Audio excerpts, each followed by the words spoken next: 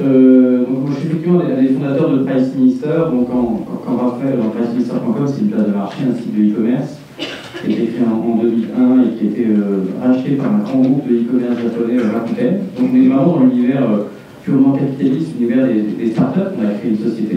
On pense que cette société a eu un impact sur la société. Et c'était un des sujets qui m'intéresse aujourd'hui. Mais malgré tout, c'est vrai qu'on est dans un des ressorts, un des mécanismes du capitalisme qui est parfois d'ailleurs critiqué par les médias. On parle parfois de fast money autour des startups, c'est-à-dire d'entrepreneurs, traders, etc. Et donc il est vrai que j'essaie de m'intéresser à ce sujet. Et quand Raphaël m'a proposé d'intervenir ce matin, je trouve qu'il n'y avait pas beaucoup de légitimité, parce que par rapport au travail et ce que Raphaël citait, effectivement, je ne suis pas médecin, chirurgien, je ne suis pas dans une association en mission, en intervenant sur des terrains d'urgence, etc. Ni notamment sur l'urgence du quotidien. On se pose tout évidemment la question de l'impact de nos vies sur la société. Et il y a plusieurs choses qu'on a faites. On s'est dit que d'une part, l'entrepreneuriat permettait quand même de résoudre un certain nombre de questions. Alors, évidemment, c'est modeste, et en essayant de se dire voilà, comment est-ce qu'on réconcilie d'une certaine manière les valeurs de l'entreprise avec l'impact que ça peut avoir sur la société, en considérant que l'entrepreneur, une de ses missions, en dehors du fait qu'il a peut-être envie de s'enrichir, on ne peut pas le lui reprocher, c'est également de créer des emplois, de créer de la croissance, de participer finalement à un tissu économique qui permettra ensuite de redistribuer, de créer davantage de solidarité. Donc on a voulu se poser toutes ces questions-là. Et entre-temps, j'ai également rejoint une association qui n'est pas du tout une association humanitaire, mais quand même une association de la loi 1901 qui s'appelle France Digital. Et on pense d'ailleurs qu'il faudra, et j'en reparlerai avec Raphaël aussi, on veut multiplier aussi un peu les partenariats autour du financement et de l'ensemble du milieu associatif. Donc les associations comme les startups peuvent finalement être adhérentes à France Digital, l'idée étant de créer une sorte de syndicat du digital, de la manière du numérique, pour ensuite porter la parole de cet univers, de la numérisation à la fois de l'économie et de la société, pour la faciliter et la porter auprès de l'Assemblée nationale, de l'Élysée, de Matignon, etc. Aujourd'hui, on a cette voie-là. Et donc, pour bien faire comprendre quel était l'impact du digital sur la société, on a décidé qu'il fallait également publier des chiffres. C'est une chose qui est assez importante, on peut faire parler de soi, faire des relations presse, et c'est une recommandation que je vous fais également en tant que porteur de projet dans les associations, c'est d'arriver à émettre vos chiffres et que ces chiffres sont intéressants, une matière première, je dirais, journalistique intéressante. Ça permet de faire avancer le sujet, avancer la question, animer le débat et éventuellement aussi faire parler de vous. On s'est rendu compte, par exemple, que, étant donné la mauvaise image qu'avaient les startups, par exemple, quand on a vendu Price Minister à Rakuten, on nous a dit voilà, encore un grand groupe étranger qui, en gros, donne de l'argent à quelques actionnaires français, puis ensuite se part. On s'est dit mais non, en fait, c'est pas vrai, on a continué de créer des emplois avec de l'argent japonais en France. On est une société qui avait 180 personnes en 2010, on a 250 aujourd'hui, donc on continue de créer des emplois. Donc on n'a pas délocalisé, on n'est pas forcément, je dirais, la face sombre du capitalisme. Donc on a essayé de publier ces méthodologies que je vais vous montrer, qui sont en l'occurrence un baromètre opéré par Ernst & Young pour l'association France Digital. Parce qu'on dit voilà, on est dans une société qui a du mal à générer de la croissance. Donc vraisemblablement le modèle de croissance à l'ancienne est fatigué. Vous voyez, les prévisions sont un tout petit peu plus sympathiques pour 2015, mais ce n'est pas non plus une grande fête. Et c'est des sujets auxquels vous allez être confrontés, parce qu'ensuite, quand il faut financer vos associations, évidemment, il faut vous adresser à des acteurs économiques, et si le contexte de ces acteurs économiques est pénible, et bien la priorité pour eux, c'est soit déjà de préserver leurs emplois, de réinvestir dans la vie, parce que c'est compliqué. Et bon, vous savez qu'on atteint des taux de chômage historiques, un des plus inquiétants étant le taux de chômage des jeunes, parce qu'on avait déjà atteint les 10-11%, mais jamais les 25% de chômage chez les jeunes dans l'histoire de l'économie française. Donc on s'est dit, voilà, on va réfléchir avec cette association France Digital à la performance économique, mais aussi sociale des startups numériques. Alors la méthodologie elle est simple, on a tout simplement interrogé les start-upers et les entrepreneurs. On a décidé qu'il fallait que ce soit des entreprises pas trop petites, parce que sinon elles ne sont pas significatives, donc elles ont un âge moyen de 8 ans, c'est c'est très faible hein, par rapport à l'économie française. D'ailleurs, je parle parfois de ce chiffre-là. Savez-vous que l'âge moyen, du nom, sauf ceux qui m'ont déjà éventuellement entendu en parler, mais savez-vous que l'âge moyen du CAC 40, pour vous donner un peu l'idée du monde économique dans lequel on vit aujourd'hui en France, lâchez-vous 60 ans, 50 ans, 75, c'est déjà le troisième âge. Écoutez, en fait, c'est 101 ans.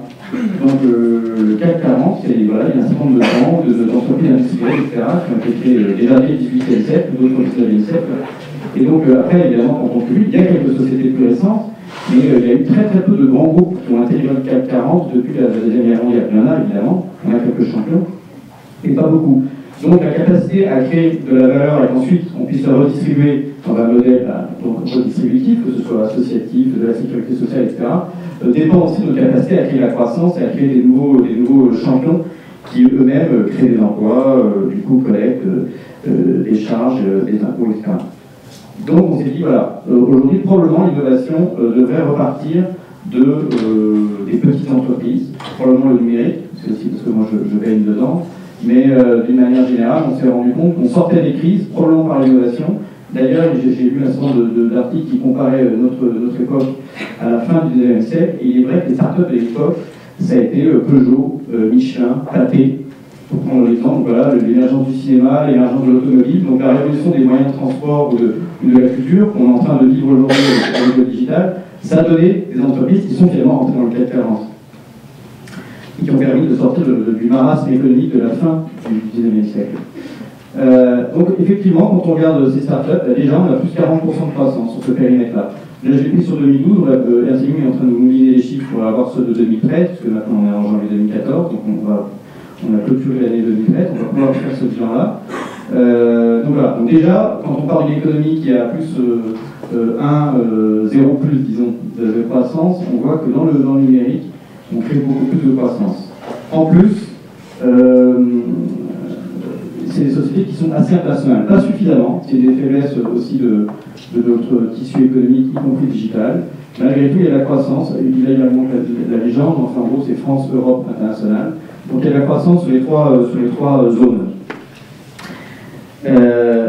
L'autre chose qui me semblait intéressante aussi, c'est quand on parle d'impact social, c'est de nous dire, parce que souvent les gouvernements, les députés, etc. nous demandent est-ce que vous créez vraiment de l'emploi? Donc on a regardé aussi le périmètre constant. Et effectivement, on crée vraiment de l'emploi, puisque ce panel de start-up est passé, a opéré plus de 25% de croissance en création. Et en plus, vous voyez, on ne fait pas seulement de l'instabilité, parce que souvent on dit oui, les startups c'est un milieu instable. Alors on est chez Criteo, évidemment, qui est un des champions, donc c'est aussi une façon de leur rendre hommage. C'est une des plus belles histoires. Price Minister était pas mal. On a aussi quelques autres connus comme Mythique, Se Loger, Vente Privée, etc. Des champions dont on sait qu'ils créent de l'emploi. Mais au global, on est parti de plus petites sociétés qui sont donc les grosses que je viens de citer ne sont pas dans ce panel. Donc il n'y a pas de biais. Et on voit qu'effectivement, on crée aussi de l'emploi qui dure. On ne crée pas seulement des emplois instables. Et ça, c'est très important. Et quand on porte cette parole aussi à l'Assemblée nationale ou quand on la présente au ministère du redressement positif, on a réellement une écoute attentive. Et d'ailleurs, on a même nous-mêmes été plutôt surpris quand on a vu ces chiffres. On crée aussi l'emploi chez les jeunes. C'est vraiment ce sujet historique, on a pu en reparler très récemment avec Michel Sapin. Ça devient la priorité du gouvernement. Le délitement de notre tissu social est en train de s'opérer, notamment, hélas, à cause du chômage chez les jeunes. On se rend compte, et moi j'ai eu cette réflexion en regardant un petit peu comment se distribuer les jeunes en France. Et un des problèmes qu'on a, c'est que là, seulement, on a un certain nombre de jeunes qui sont complètement exclus du marché du travail. Donc il faut réfléchir aux écoles de seconde chance, à la réintégration, etc. De ces jeunes dans le circuit. Il y a aussi un certain nombre de jeunes qui ne veulent plus prendre aucun risque parce que le contexte économique fait peur. Donc vous savez qu'il y a un sondage IFOP JDD qui dit que 73% des jeunes ont le rêve le plus fou est de devenir fonctionnaire.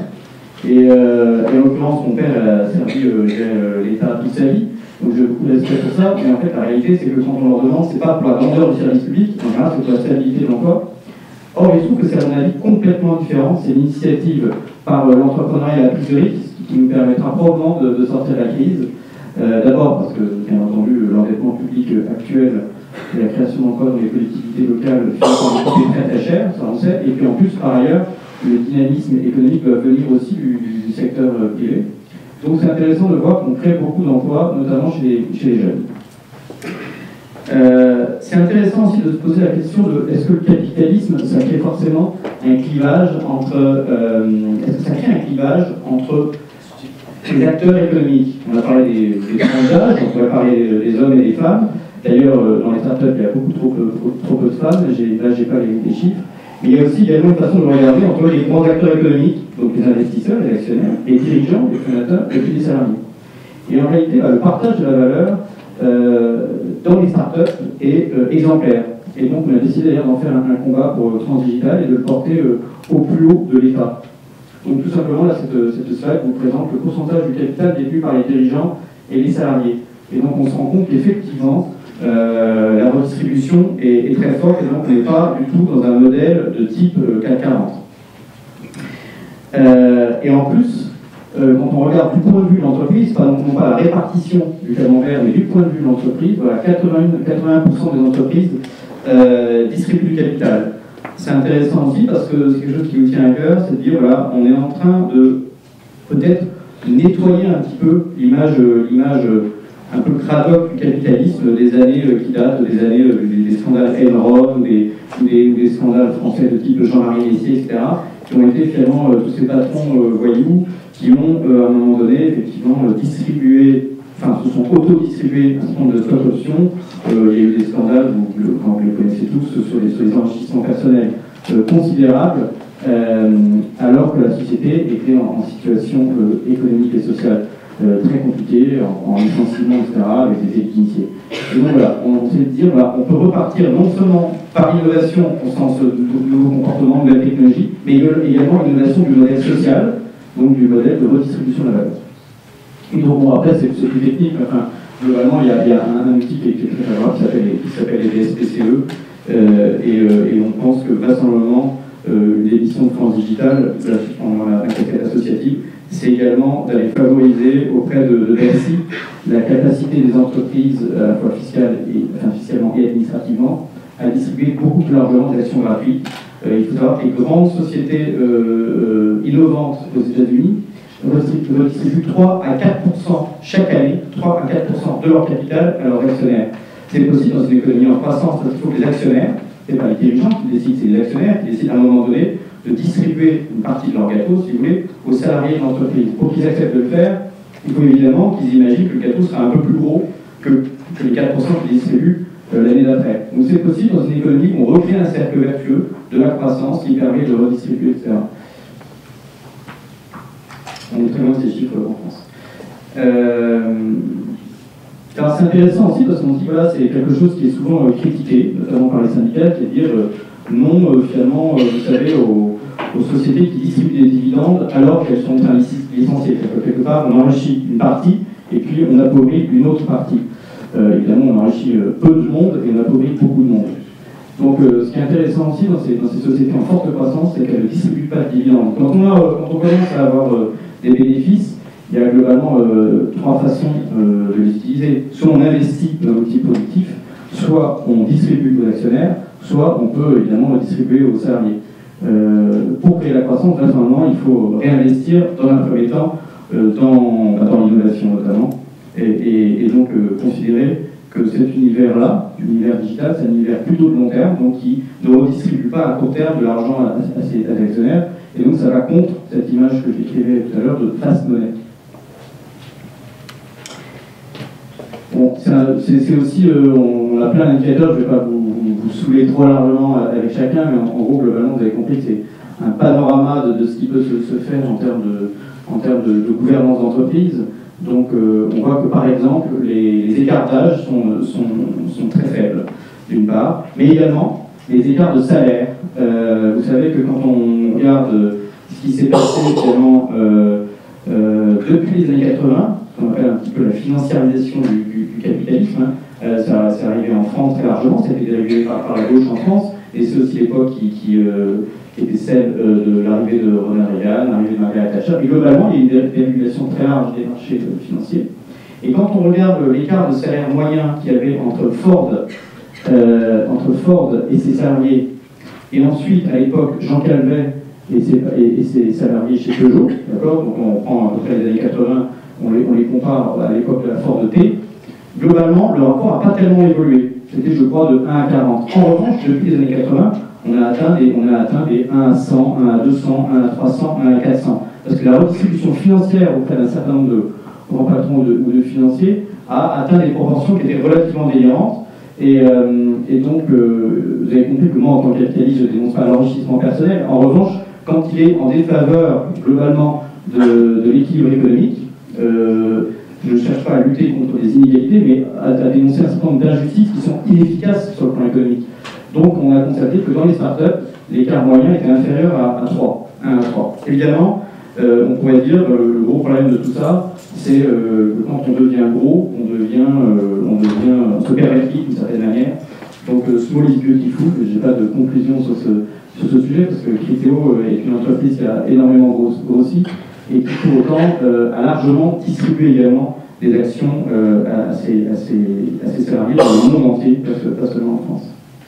Voilà, donc la conclusion, c'est qu'effectivement, là aujourd'hui vous parlez dans cet événement du milieu associatif croisé avec les compétences digitales, et je voulais juste vous dire, voilà, le secteur digital en plus d'être un secteur hyper dynamique, c'est aussi un secteur, comme vous savez, qui est assez libertaire, donc du même coup, on se rend compte qu'on a souvent plus de mal à fidéliser, par exemple, un salarié, c'est positif ou négatif, on a un nouveau rapport au travail, tout simplement parce que aussi, je dirais de manière assez sympathique, on a tous ces chiffres-là, c'est ceux que je viens de vous décrire, mais qui créent une mécanique très positive, donc c'est aussi le bon moment pour vous, finalement, de vous inscrire dans ce maillage, d'aller à la rencontre de ces sociétés et d'avoir une approche du coup assez start-up, c'est-à-dire innovante, agile, qui permet, je dirais, d'une certaine manière, de se greffer sur cette économie qui en fait ne fait que commencer, puisqu'on parle de taux de croissance très élevé sur des secteurs qui sont encore assez petits